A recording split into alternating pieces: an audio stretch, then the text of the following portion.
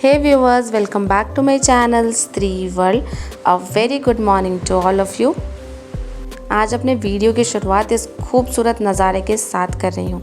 तो बस अब मेरी सुबह हो गई है और सुबह उठने के बाद मैं सबसे पहले ब्रश कर लेती हूँ और ब्रश करने के बाद मैं सबसे पहले यहाँ पर अपने हेयर कॉम्ब कर रही थी। मेरे बालों का लेंथ जो है वो बहुत अच्छा हो गया है। एक्चुअली कुछ मंथ पहले ही मैंने अपने बाल कटवाए थे, लेकिन आज वीडियो में देखने के बाद मुझे लग रहा है कि सच में मेरे बाल थोड़े लंबे हो गए हैं। मैं जनरली शॉर्ट हेयर रखना पसंद करती हूँ क्योंकि शॉर्ट हेयर जो है ना वो ईजी टू हैंडल होता है, लेकिन लॉन्ग हेयर्स में अच्छे से हैंडल नहीं कर पाती। तो इसलिए मैं कोशिश करती हूँ कि अपने बालों को बहुत ज़्यादा लंबा ना रखूँ। इसके बाद मैं रूम अरेंज करने में लग गई थी और आप ये सोच रहे होंगे कि अभी गर्मियों के दिन हैं तो मैं कंबल क्यों समेट रही हूँ। तो जो लोग रांची से होंगे उनको पता होगा कल यहाँ पर वेदर बहुत अच्छा था, बहुत तेज़ बारिश हुई थी, तो इसलिए रात में कंबल लेने की ज़रूरत पड़ गई थी। रूम अरेंज करने के बाद मैं सीधे पढ़ाई में लग गई हूँ और अभी सबसे पहले आज पढ़ रही हूँ पेडागोजी। और मेरी आदत है कि मैं जब भी अपने पढ़ाई की शुरुआत करती हूँ तो मैं मैक्सिमम टाइम में पेडागोजी सब्जेक्ट ही चूज़ करती हूँ। आज पेडागोजी में मैंने मोटिवेशन थ्योरीज़ के बारे में पढ़ा है और सच में मोटिवेशन थ्योरीज़ आपको पढ़नी चाहिए क्योंकि इसको पढ़ने के बाद आपको ही थोड़ा मोटिवेशन मिलेगा। और मोटिवेशन कितने टाइप का होता है सब कुछ आपको जानने के लिए मिलेगा कि हम कब इंटरनली मोटिवेटेड होते हैं और कब हम एक्सटर्नली मोटिवेटेड रहते हैं। तो आई थिंक कि आप सबको ये चैप्टर पढ़ना चाहिए। और इसके बाद मैंने RTE 2009 भी पढ़ा था और इसके अलावा मैंने NCF 2005, इन तीनों टॉपिक्स को मैंने बहुत अच्छे से पढ़ा। और इन तीनों टॉपिक्स को मैंने KVS के लिए पढ़ा था, तो मुझे बहुत ज़्यादा मेहनत करने की ज़रूरत नहीं पड़ी।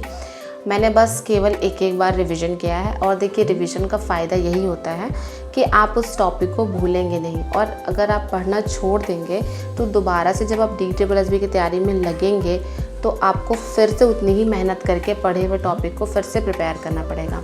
तो इसीलिए भलाई इसी में है कि आप भी सारे टॉपिक्स को रिवाइज़ करते रहिए ताकि जब आप फिर से प्रिपरेशन शुरू करें तो आपको ज़्यादा मेहनत ना लगे। 2 hours later.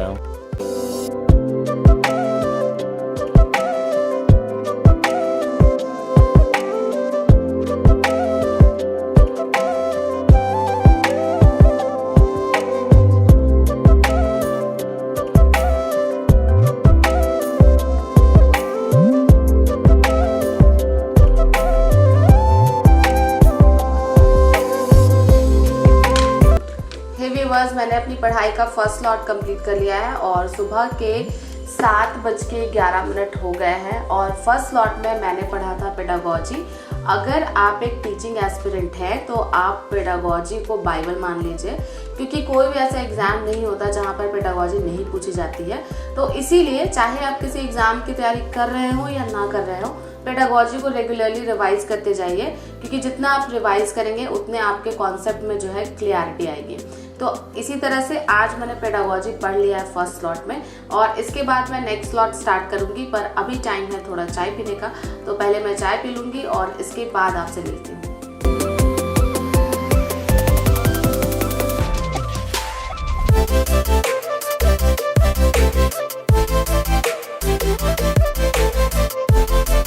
इसके बाद मैं फ़ैट कटर ड्रिंक बनाने जा रही थी और जो कि है जीरा वाटर।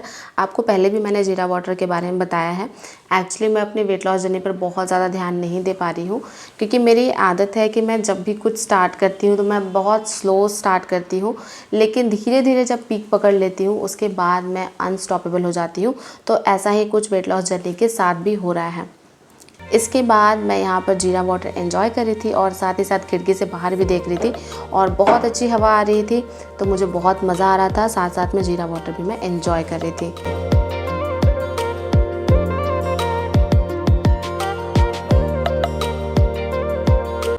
अब जो बाकी कुछ बचा हुआ काम है वो सारा मैं कंप्लीट कर ले रही हूँ। कल जो मैंने वीडियो अपलोड किया था उसमें मेरी बहुत सारे व्यूअर्स ने मुझसे रिक्वेस्ट किया था कि दीदी आप अपना स्टडी व्लॉग अपलोड कीजिए और साथ ही साथ हमें बताइए कि DSSB पार्ट B के लिए कैसे तैयारी कर सकते हैं। तो वीडियो में बने रहिए, आगे मैं आपको ज़रूर बताऊँगी कि पार्ट B के लिए हम कैसे प्रिपरेशन कर सकते हैं। सारे काम ख़त्म करने के बाद सुबह के 8:15 बज गए हैं और अब टाइम था एक्सरसाइज करने का। तो सबसे पहले मैं फ्री ट्रेनिंग मोड अपनी वॉच में ऑन कर ले रही हूँ और इसके बाद एक्सरसाइज करने में लग जाऊँगी। और मैं आपको बता दूँ कि फ्री ट्रेनिंग मोड ऑन करने का फ़ायदा यही होता है कि आपको पता चलता है कि आपने कितने कैलोरीज बर्न किए हैं। तो आज मैं कोई एक्सरसाइज से शुरुआत नहीं कर रही हूँ, आज मैं सूर्य नमस्कार से शुरुआत कर रही हूँ। लेकिन इसके बाद मैं एक्सरसाइज पर स्विच हो जाऊंगी, क्योंकि जब मैं सूर्य नमस्कार कर रही थी तो मुझे लग रहा था कि मेरे कैलोरीज बर्न ही नहीं हो रहे हैं। लेकिन जब हम एक्सटेंसिव एक्सरसाइज करते हैं तो हमें फील होता है कि हमारे कैलोरीज बर्न हो रहे हैं। और स्पेशली मुझे वैसे ही अच्छा लगता है, मुझे योगा से ज़्यादा अच्छा एक्सरसाइज लगता है, इसलिए मैं एक्सरसाइज को ही प्रेफर करती हूँ। आज मैंने स्क्वाटिंग की है, लंजेस किए हैं, इसके अलावा पुशअप्स और माउंटेन क्लाइंबर्स भी मैंने किया है। और इस तरह से मैंने 219 कैलोरीज बर्न किया है। एक्चुअली पूरे 33 मिनट में हाफ टाइम तक तो मैं योगा कर रही थी और योगा से सच मानिए कैलोरीज बहुत ज़्यादा बर्न नहीं होती हैं, तो इसलिए बाद में मैं एक्सरसाइज पर स्विच हो गई थी। फिर भी आज मैंने अगर 200 कैलोरीज भी बर्न की हैं तो ये अपने आप में एक अच्छा अचीवमेंट है। इसके बाद मैं नहाकर आ गई थी और अपने बालों को ब्लो ड्राई कर रही थी। और आप देखिए कि जो ब्लो ड्रायर है उसका कलर और मेरे सूट का कलर दोनों सेम है। और एक्चुअली मैं फ़र्स्ट टाइम ब्लो ड्राई कर रही हूँ, क्योंकि अभी कुछ दिनों पहले ही मैंने इस ड्रायर को ऑर्डर किया था, तो बस इसे यूज़ करके देख रही थी कि ये कैसा है। तो सच में ये बहुत अमेजिंग है। हे व्यूवर्स, मैंने एक्सरसाइज कर लिया है और अब मैं खाऊंगी ढेर सारा फ्रूट्स। आज का मेरा फर्स्ट मील यही है कि आज सबसे फर्स्ट में मैं फ्रूट्स खा रही हूँ। लेकिन ऐसा नहीं है कि मैं और बाकी चीज़ें नहीं खाती, मैं बहुत सारी चीज़ें खाती भी हूँ, क्योंकि मैं स्ट्रिक्ट डाइट अभी फॉलो नहीं कर रही हूँ। क्योंकि अगर आप स्ट्रिक्ट डाइट फॉलो करने लग जाएंगे तो अल्टीमेटली आप फिर फॉल ऑफ कर जाएंगे और फिर आप जंक खाने लग जाएंगे। क्योंकि हम जितना समझते हैं कि हम जितने इंटेलिजेंट है, एक्चुअली हम होते नहीं हैं। हमारा सबकॉन्शियस माइंड हमसे ज़्यादा इंटेलिजेंट होता है। तो मैंने बहुत बार देखा है कि बहुत लोग स्ट्रिक्ट डाइट फॉलो करने का सोचते हैं, लेकिन मैक्सिमम 1 वीक तक ही फॉलो कर पाते हैं और उसके बाद वो अल्टीमेटली बहुत सारा जंक खाने लग जाते हैं।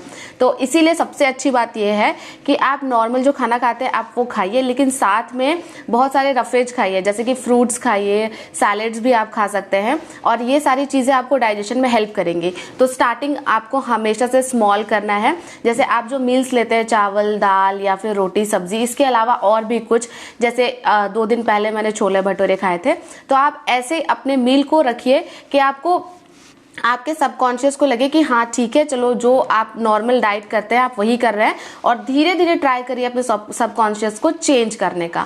तो मैं आपको यही सजेशन दूंगी कि आप अपने मील में एक्स्ट्रा ऐड कर सकते हैं फ्रूट्स और सैलेड्स, और साथ में अपना नॉर्मल मील खाते रहिए। तो मैं भी बस वही फॉलो कर रही हूँ। तो चलिए अब मैं अपना मील एंजॉय करती हूँ। मिलती हूँ आपसे फ्रूट्स खाने के बाद।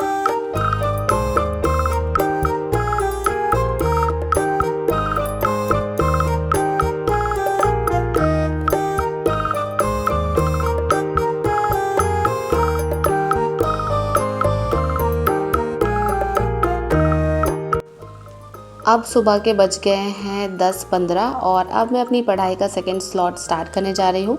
और आज सेकंड स्लॉट में पढ़ने वाली हूँ इंग्लिश, क्योंकि इंग्लिश सीखना बहुत ज़्यादा ज़रूरी है। तो अभी मैं इंग्लिश सीखने के लिए नॉवेल्स का यूज़ कर रही हूँ। एक्चुअली मेरे पास बहुत सारे नॉवेल्स पढ़े हुए हैं चेतन भगत के, ये मेरी कुछ फ्रेंड्स ने मुझे दिए थे, तो बस उनको यूज़ कर रही हूँ। क्योंकि जब हम किसी इंडियन राइटर की बुक पढ़ते हैं तो इंग्लिश हमारे लिए बहुत ज़्यादा ईजी हो जाता है कंपेयर टू फॉरेन राइटर, क्योंकि फॉरेन राइटर्स जो लिखते हैं वो बहुत बार समझ नहीं आता है। तो इसीलिए यहाँ पर मेरे पास एक हाफ गर्लफ्रेंड की नॉवल थी, तो उसे ही पढ़ रही हूँ। और उसमें से भी जो भी हार्ड वर्ड्स लगते हैं वो मैं कॉपी में नोट करती जाती हूँ। इसके अलावा कुछ सेंटेंसेस जो मुझे अच्छे लगते हैं उनको भी मैं अपनी कॉपी में नोट करती जाती हूँ। क्योंकि अभी ग्रामर पढ़ने का कोई भी पॉइंट नहीं बनता है, अभी हमें केवीएस के इंटरव्यू की तैयारी करनी है। तो ये नॉवेल्स जो हैं हमें स्पीकिंग में बहुत ज़्यादा हेल्प करते हैं। 2 hours later. और मेरे साथ क्या होता है कि कभी कभी मुझे कुछ हार्ड वर्ड्स मिलते भी है तो मैं उनको इग्नोर करके आगे पढ़ने में लग जाती हूँ, क्योंकि मैं रीडिंग में ज़्यादा इन्ग्रॉस हो जाती हूँ और थोड़ी लेज़ी हो जाती हूँ और वर्ड्स को नोट डाउन नहीं करती। तो हमें ऐसा नहीं करना चाहिए। अगर आप भी नॉवल यूज़ कर रहे हैं अपनी इंग्लिश ठीक करने के लिए तो आप ऐसा बिल्कुल मत करिएगा। दोपहर के 12 बज गए हैं और अब लूँगी थोड़ा सा रेस्ट, क्योंकि लग रही है भूख। तो अभी खाना खाने जाऊँगी, थोड़ा सा रेस्ट करूँगी और फिर दोबारा अपनी पढ़ाई की शुरुआत करूँगी। A few moments later. दोपहर के 2 बज गए हैं और अब मैं अपना थर्ड स्लॉट स्टार्ट करने जा रही हूँ। आपको भी सजेस्ट करूँगी कि 2-2 घंटे का स्लॉट बनाकर पढ़िए। पढ़ाई करना बहुत ज़्यादा आपके लिए इजी हो जाएगा। क्योंकि जब हम एक ही बार 6 घंटे पढ़ाई करने का सोचते हैं तो हम नहीं पढ़ पाते हैं। तो इसलिए 2 घंटा सुबह, 2 घंटा दोपहर और 2 घंटा शाम में पढ़ लीजिए। इससे आपके लिए बहुत ज़्यादा ईजी हो जाएगा पढ़ाई करना। अभी मैं पढ़ रही हूँ साइंस, क्योंकि मैं DSSB में TGT साइंस के लिए एलिजिबल हूँ। तो ऐसे में साइंस सब्जेक्ट मेरे लिए बहुत ज़्यादा इंपॉर्टेंट हो जाता है। तो क्लास 7th की साइंस बुक से पढ़ना शुरू कर रही हूँ और अगेन क्लास 7th की साइंस बुक की चैप्टर नंबर 1 को पढ़ रही हूँ, जो कि है न्यूट्रिशन इन प्लांट्स। और मैं तो यही कहूँगी कि अगर आप भी TGT साइंस की तैयारी कर रहे हैं तो 10th तक के बुक को रट जाइए, बार बार पढ़िए। इससे क्या होगा कि आपका कॉन्सेप्ट क्लियर होगा और साथ ही साथ जो क्वेश्चंस आते हैं उन सारे क्वेश्चंस को भी आप सॉल्व कर पाएंगे। हे व्यूवर्स, मैंने जो कल वीडियो डाली थी उसमें बहुत सारे लोग मेरे से पूछ रहे थे कि दी आप DSSB में PRT एग्जामिनेशंस की पार्ट B की प्रिपरेशन कैसे करेंगी। एक्चुअली जो PRT एग्ज़ाम होता है वो 2 पार्ट में होता है। पार्ट 1 जो होता है उसमें हिंदी, इंग्लिश, मैथ, साइंस और रीजनिंग के 20-20 क्वेश्चन पूछे जाते हैं।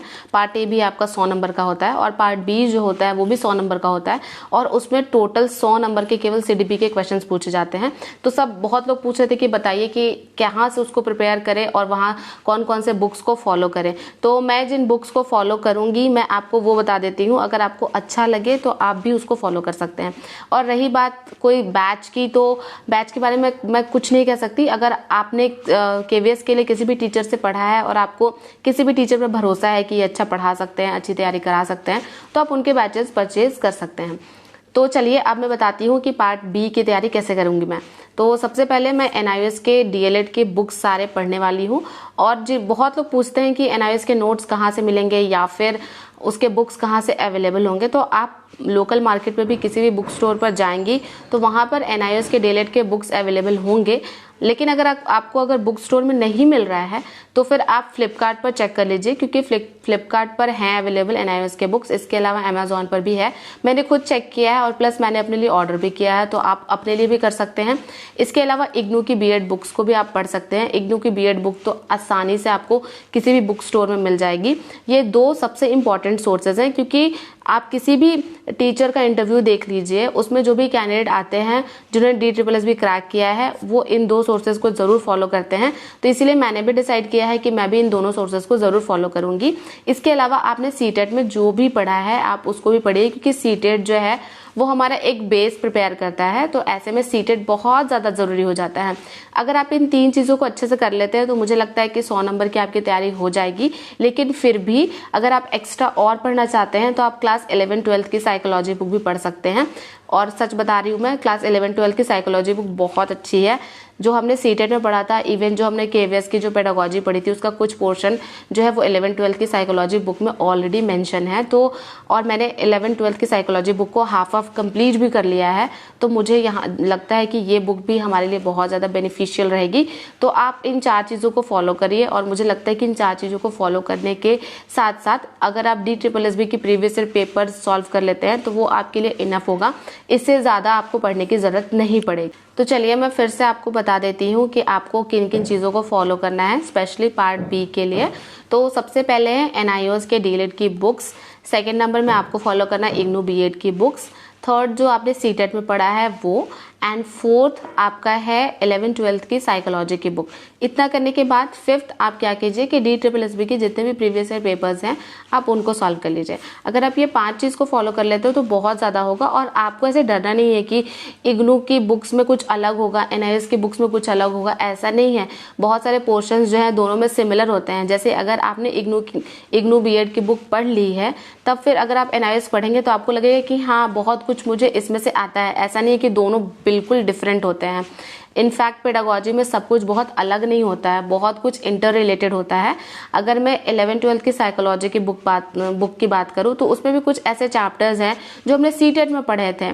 तो ऐसे में आपको ऐसा लग रहा होगा कि 4 सोर्सेज को फॉलो करना बहुत ज़्यादा मुश्किल है, ऐसा नहीं है। अगर आप एक सोर्स को बहुत अच्छे से फॉलो कर लेते हैं ना तो बाकी के सारे सोर्सेज आसानी से आपको समझ में आने लगेंगे और आपको ईजी भी लगेंगे। तो इसीलिए मैं आपको यही कहूँगी कि आप इन सोर्सेज को फॉलो कर सकते हैं पार्ट B के लिए। और हाँ, अगर आप फॉलो करना चाहते हैं तो आप जल्दी ही अपनी तैयारी शुरू कर दीजिए, क्योंकि आजकल वैकेंसीज़ का कुछ पता नहीं होता है। वैकेंसी आएगी और तुरंत 1 महीने के अंदर वो एग्ज़ाम ले लेंगे, तो फिर कहीं ना कहीं हमें ऐसा लगने लगेगा कि हम बहुत पीछे रह जा रहे हैं। तो बस मेरी तरफ से सबको ऑल द बेस्ट, मिलती हूँ नेक्स्ट स्टडी ब्लॉग में।